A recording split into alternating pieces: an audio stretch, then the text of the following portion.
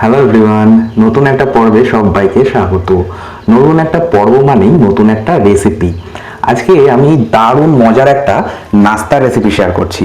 যা যা প্রয়োজন এই নাস্তার বানাতে সমস্তটা আমি রেডি করে নিয়েছি। আজকে এমন একটা জলখাবার বানাবো যেটা কিন্তু বাচ্চা থেকে বড় প্রত্যেকের ভীষণ ভীষণ পছন্দের হবে। আর এই জলখাবারটা বানাবো আমি দুই রকম পদ্ধতিতে। তাহলে কিভাবে বানাচ্ছি চলুন দেখে নিই আজকের এই ভিডিওটাতে। প্রথমে আপনাদের দেখিয়ে দেবো কি কি উপকরণ আমি এখানে একত্রিত করে নিয়েছি। আপনারা এখানে দেখতে পাচ্ছেন আমি নিয়েছি সয়া বড়ি। এই সয়া বড়ি বা সয়া চাঙ্ক বাচ্চাদের কিন্তু অত্যন্ত পছন্দের, কি তাই না? আপনারা কমেন্ট বক্সে জানান আপনাদের বাড়ির বাচ্চারাও কি এইরকম সয়া চাঙ্ক বা সয়া বড়ি খেতে পছন্দ করে। আর এই সয়া চাঙ্ক দিয়ে শুধুমাত্র আলু দিয়ে ঝোল বা সয়া চাঙ্কের যে কষা সেটা যদি না বানিয়ে এইরকম সয়া বড়ি দিয়ে বা সয়া চাঙ্ক দিয়ে বিভিন্ন রকম খাবার দাবার বানিয়ে দেওয়া যায় তাহলে বাচ্চারা বড় খুশি হবে। আমি প্রথমেই সয়া চাঙ্কগুলোকে ফুটন্ত গরম জল দিয়ে সেদ্ধ করে নেব। এখানে আমি আগেই জল গরম করে রেখেছি কেটেলের মধ্যে, সেই জলটা আমি দিয়ে দিচ্ছি। আমি ফুটন্ত গরম জল দিয়ে সয়া চাঙ্কগুলোকে ভিজিয়ে রাখবো। এতে কি হবে, সয়া চাঙ্কগুলোকে আমি এইভাবে গরম জলে ভিজিয়ে রাখবো, এতে সয়া চাঙ্কগুলো নরম হয়ে যাবে আর ফুলে উঠবে। অনেকেই কিন্তু সয়া চাঙ্কগুলোকে গরম জলে একটু 2 মিনিট ফুটিয়ে নেয়, তাহলেও হয়, তবে এইভাবে আমি করি, আমি তাই এই পদ্ধতিটা আপনাদের শেয়ার করছি। আমার সয়া চাঙ্কগুলো ভেজানো থাক, এদিকে এবার আমি বাকি প্রিপারেশনগুলো নিয়ে নেব। এখানে বেশ কিছু রকম মশলা নিয়েছি, দু রকম ভাবে যেহেতু বানাবো সেই জন্য আমার অনেক রকম মশলা এখানে নেওয়া রয়েছে। কি কি লাগছে আমি সবটাই আপনাদের ভিডিওটাতেই বলে দেবো, আপনারা তাহলে দেখতে থাকুন। এই রান্নার পরবর্তী ধাপে আমাদেরকে একটা আটার বা ময়দার ডো তৈরি করতে হবে। আমি এই কাজটা আগেই করে রেখেছি, বলতে পারেন রান্নার এক ধাপ আমি কিন্তু এগিয়ে রেখেছি। আমি একটা আটা দিয়ে ডো তৈরি করেছি। এখানে কিন্তু আমি গমের আটা ব্যবহার করছি, আপনারা দেখেই বুঝতে পারছেন এটা লাল রঙের কালারটা। তো এটা কিন্তু গমের আটা দিয়ে বানানো, কারণ গমের আটাই খাওয়া ভালো স্বাস্থ্যের পক্ষে, ময়দার তুলনায় গমের আটা খাওয়াই বেশি ভালো। আর আমি কিন্তু এখানে গমের আটা, যে আটায় আমরা রুটি বানাই নর্মালি, সেই আটা দিয়ে ডোটা তৈরি করেছি। এই ডোটা আমি তৈরি করার সময় অল্প একটু জোয়ান দিয়েছি, একটু নুন, একটু চিনি আর অল্প একটু সাদা তেল দিয়ে ময়ান দিয়ে আমি এই আটার ডোটা বানিয়ে নিয়েছি। এটা কিন্তু নর্মালি আমরা যেমন রুটি বা পরোটার জন্য ডো বানাই সেরকমই মেখেছি, না বেশি সফট না বেশি টাইট বা শক্ত ডো। ঠিক এইরকম ভাবেই আমি ডোটাকে মেখে 30 মিনিটের জন্য রেস্ট রেখে দিয়েছি। তা আপনারা যদি আটা ময়দার ডোটা এই পর্যায়ে মেখে নেন তাহলে ভালো হয়। আপনারা আটা ময়দার ডোটাকে মেখে নিয়ে আপনারা কিন্তু এটা রেস্ট রেখে দেবেন। চলে যাব এই রান্নার পরবর্তী ধাপে। ভেজিটেবলস নিয়েছি, খুব সিম্পল এই ধরনের সবজি আমাদের ঘরে কিন্তু আজকাল হামেশাই থাকেই। আচ্ছা, সবজিগুলোর মধ্যে আমি একটু গাজর নিয়েছি, একটু ক্যাপসিকাম নিয়েছি, কয়েকটা পেঁয়াজ নিয়েছি, একটু টমেটো নিয়েছি। এছাড়া আমি কিন্তু নিয়েছি একটু ধনেপাতা, পুদিনা পাতা, আর রয়েছে এখানে সুইট কর্ন। এটা কিন্তু ফ্রোজেন সুইট কর্ন, তার সাথে ফ্রোজেন কড়াইশুঁটি নিয়েছি। আপনাদের কাছে যদি এগুলো থাকে আপনারা ব্যবহার করবেন, মানে ঘরে যে কোনো সবজি থাকলে যেগুলো ঘরে থাকবে সেটাই আপনারা দিতে পারেন। আচ্ছা, এখানে আমি প্রথমে ক্যাপসিকামটাকে কেটে নেব। আমি ক্যাপসিকামটা আমার পুরোটা লাগছে না, আমি এই যে 1/4 ভাগ ক্যাপসিকাম ব্যবহার করছি, বাকিটা আমি রেখে দেবো।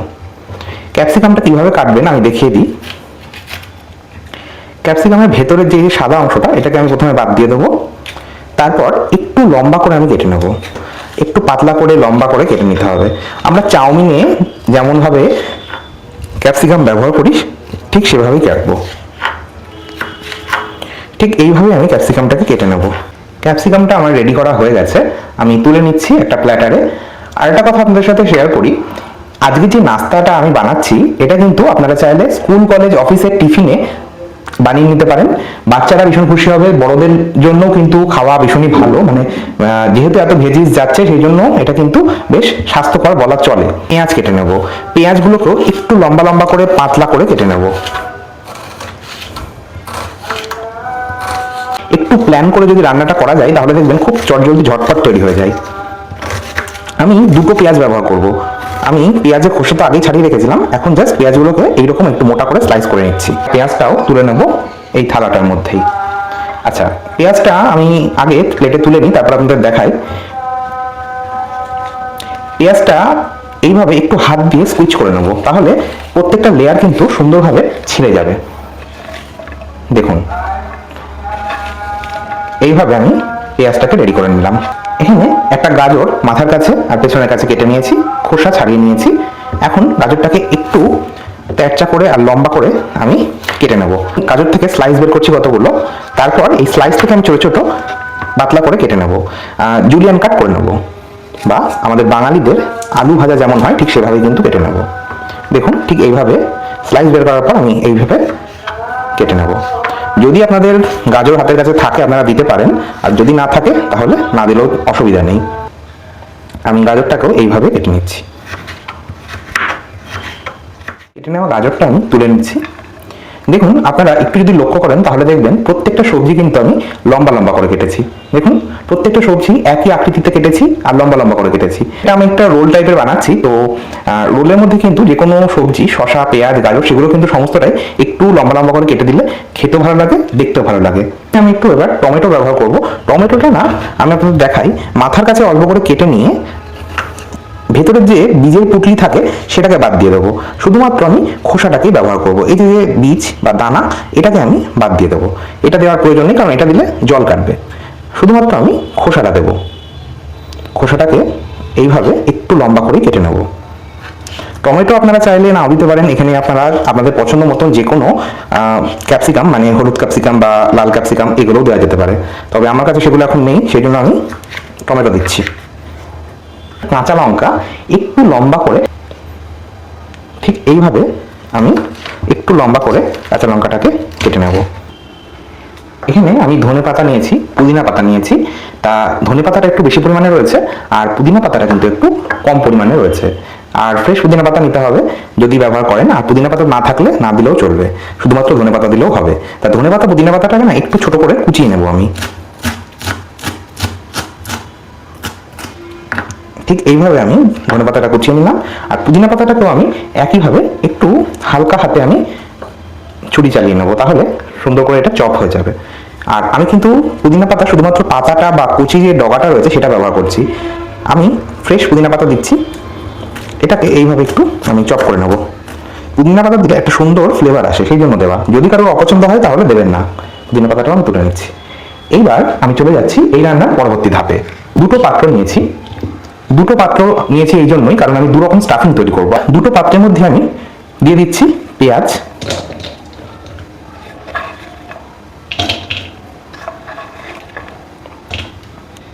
ক্যাপসিকাম,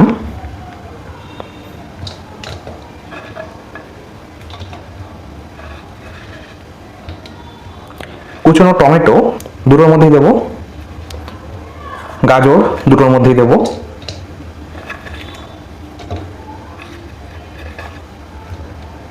কুচনো কাঁচা লঙ্কা দুটোর মধ্যেই দেবো।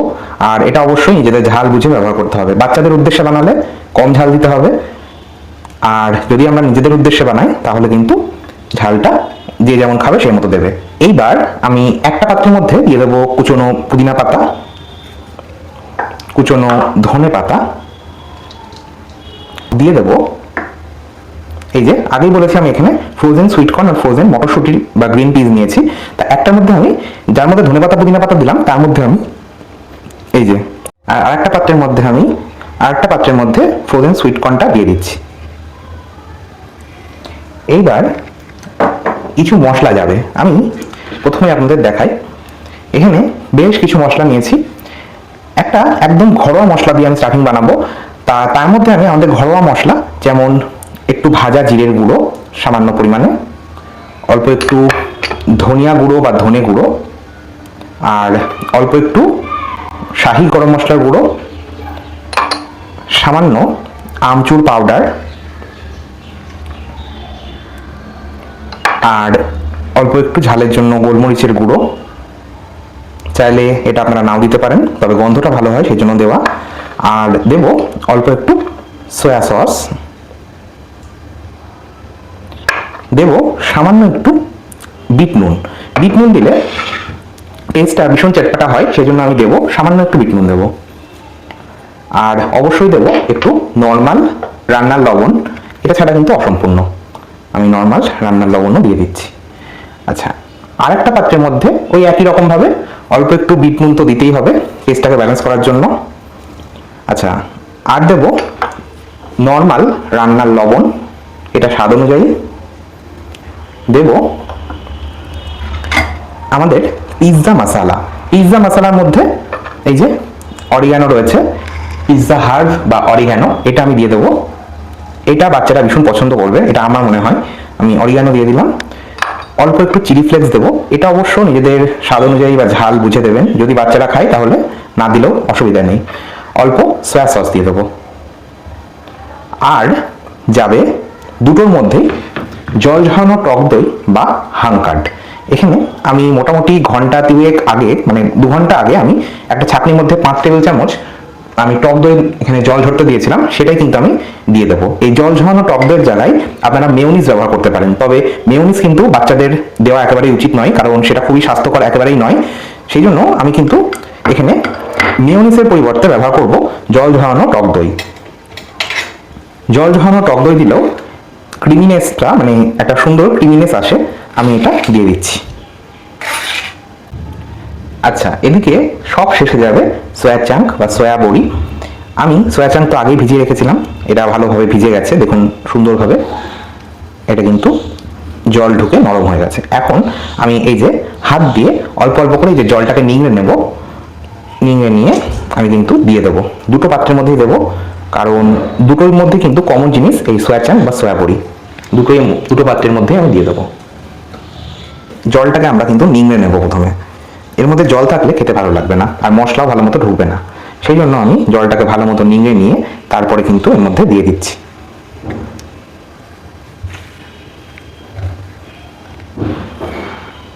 মাখিয়ে নেওয়ার পালা। আমি সমস্তটাকে ভালো মতো মাখিয়ে নিচ্ছি। এর মধ্যে কিন্তু আপনারা চাইলে একটু টমেটো কেচাপ ব্যবহার করতে পারেন, তবে আমি টমেটো কেচাপ এখন দেবো না, সব শেষে কিভাবে ব্যবহার করি আপনারা দেখতে থাকুন। আপনারা চাইলে এর মধ্যে টমেটো কেচাপ দিতেই পারেন এই পর্যায়ে, তবে আমি বেশি সসের ব্যবহার করছি না। আমি টমেটো সস দেবো, তবে সব শেষে একটু অন্যভাবে। ব্যাস, সমস্তটা মাখিয়ে নিলেই আমাদের কিন্তু স্টাফিং মোটামুটি রেডি হচ্ছে। স্টাফিং কিন্তু এখনো সম্পূর্ণ রেডি হয়নি, মোটামুটি রেডি হলো। এবার আমি এটাও মাখিয়ে নেব। এখন চলে যাব এই রান্নার পরবর্তী ধাপে। গ্যাস ওভেন অন করে ফ্রাইং প্যানে প্রথমে দিয়ে দেবো অল্প একটু রিফাইন্ড অয়েল বা সাদা তেল। এখন তেলটাকে আমরা ভালো মতো গরম করে নেব।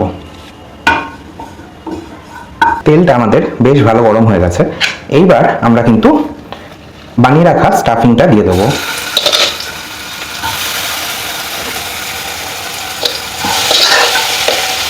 স্টাফিংটা দিয়ে আমরা একদম হাই ফ্লেমে একটু নাড়াচাড়া করে ভেজে নেব।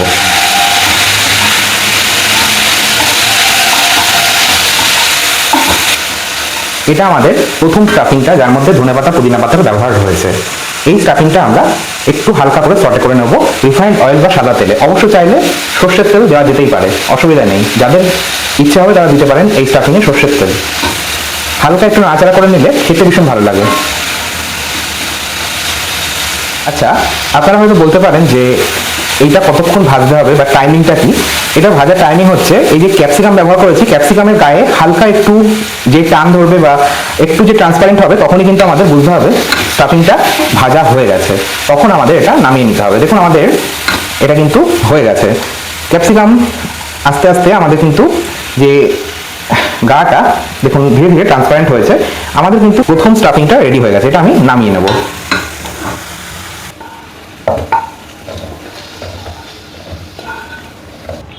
এখন এই একই ফ্রাইং প্যানের মধ্যে অল্প একটু বাটার দিয়ে দেবো।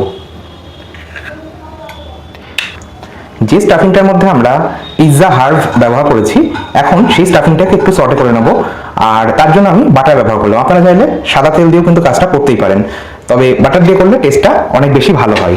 এই যে স্টাফিংটা আমি দিয়ে দিচ্ছি, হালকা করে একইভাবে নাড়াচাড়া করে নেব। আর ওই একইভাবে ক্যাপসিকামের যে রংটা সেটা হালকা ট্রান্সপারেন্ট হওয়া পর্যন্ত আমরা এটা নাড়াচাড়া করব। আমাদের সেকেন্ড স্টাফিংও একদম রেডি। এখন ওই একই পাত্রের মধ্যে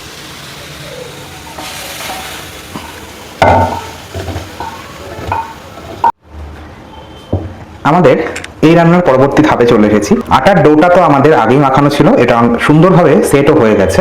এখন এটা থেকে আমি লেচি কেটে নেব। আচ্ছা, এখানে আমি দুটো পরোটার জন্য লেচি কাটছি, একটু বড় বড় করে আমি লেচিটা কাটছি। আচ্ছা, আপনারা চাইলে আপনাদের পছন্দ মতন সাইজে এই লেচি বা গুটিগুলো কেটে নিতে পারেন। আমি এইরকম বড় সাইজ রাখবো। আমি দুটো লেচি কাটলাম, দুটোই কিন্তু এরকম বেশ বড় সাইজের। আচ্ছা, এইবার আমরা অল্প গুঁড়ো আটা নিয়েছি এখানে। এটা বেলার জন্য আমরা গুঁড়ো আটা ব্যবহার করব। অল্প অল্প করে গুঁড়ো আটা ছড়িয়ে এটা কিন্তু বেলে নেব।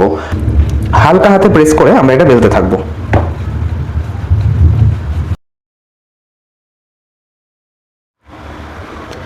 বেশ বড় করে আমরা এই পর্যায়ে এটা বেলে নিলাম। এইবার আমি অল্প একটু তেল ব্রাশ করব।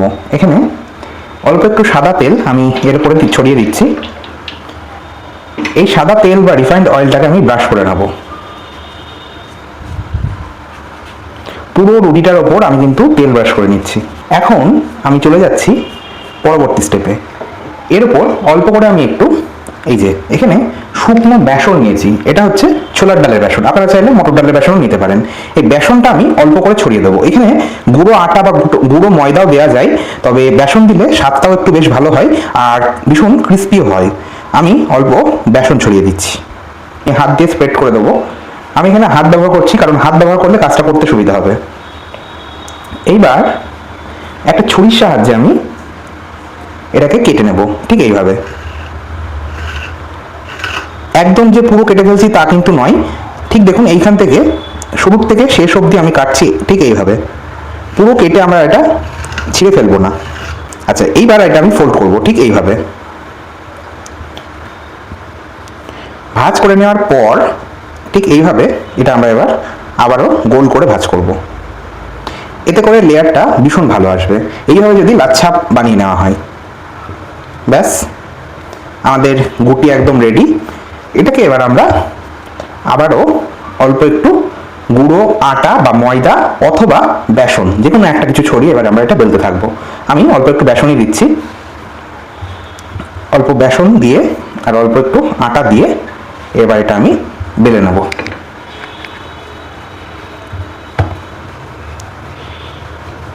হালকা হাতে একটা সাইড বরাবর প্রেস করে বেলতে থাকবো।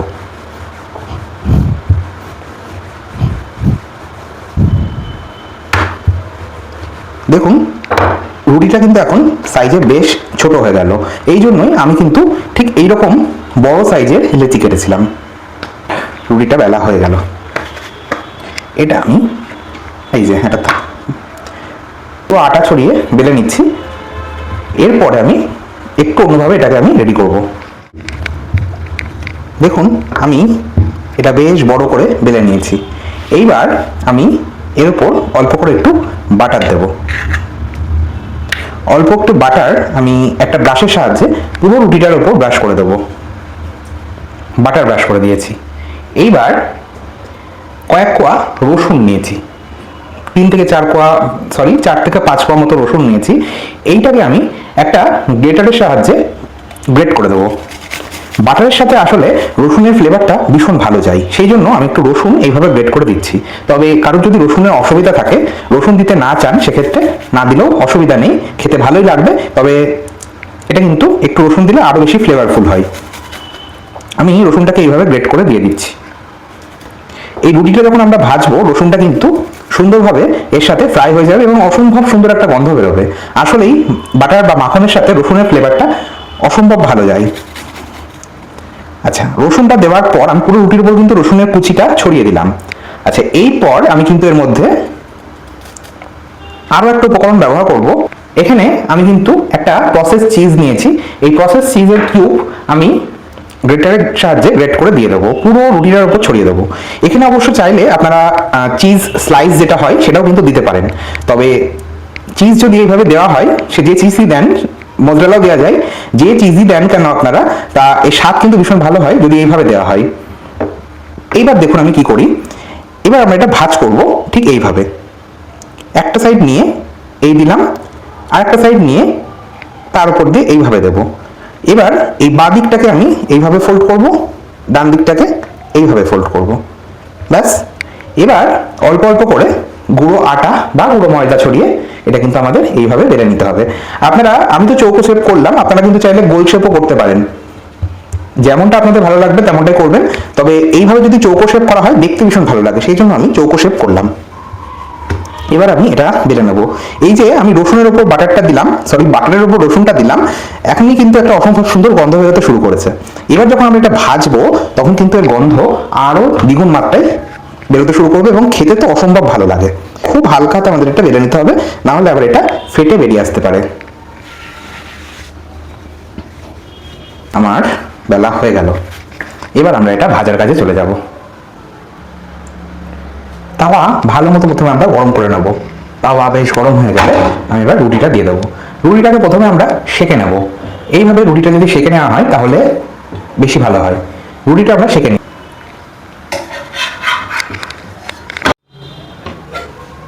দুটো সাইড খুব সুন্দরভাবে আমরা প্রথমে সেঁকে নেব। দেখুন খুব সুন্দরভাবে আমি কিন্তু সেঁকে নিচ্ছি। তারপর এর মধ্যে আমি ব্যবহার করব বাটার বা মাখন। এবার আমি মাখন বা বাটার দিয়ে অল্প অল্প করে এটা কিন্তু সেঁকে নেব। বাটার ব্যবহার করলে স্বাদ ভীষণ ভালো হয়। একটা সাইডে বাটার দেওয়ার পর আমি অপর সাইডটাকেও অল্প করে বাটার মাখিয়ে নেব। সুন্দর করে দুটো সাইড সেঁকছি আমি। দেখুন ধীরে ধীরে রংটা কিন্তু পরিবর্তন হতে শুরু করেছে। আমি তুলে নেব। এর মধ্যে আমি এই যে সেকেন্ড বেলে রাখা পরোটাটাও দিয়ে দেবো। এটাও একইভাবে আমি সুন্দরভাবে সেঁকে নেব।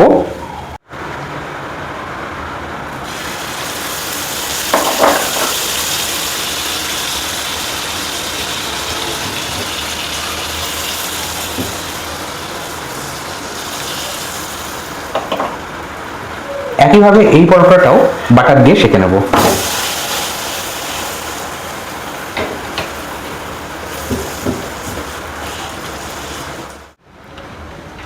আমার দুটো পরোটাই ভাজা হয়ে গেল। এখন স্টাফিং ভরার পালা। প্রথমে আমি একটা পরোটা নিচ্ছি, ওপর দিয়ে টমেটো কেচাপ বা টমেটো সস ভালো মতো মাখিয়ে নেব।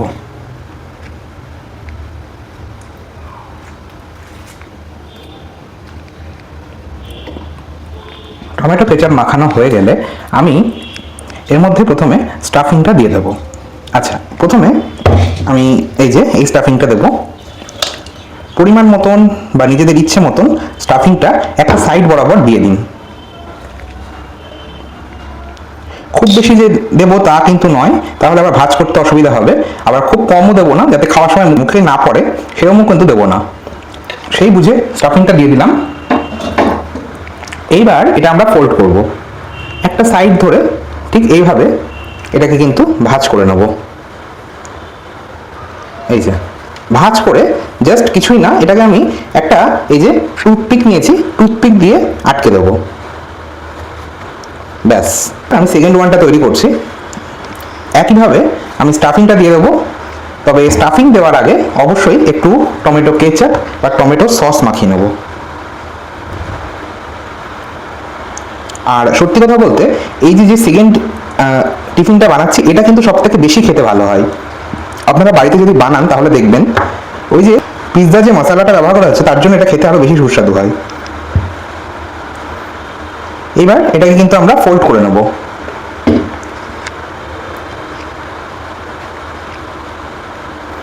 একইভাবে একটা সাইড ধরে এই যে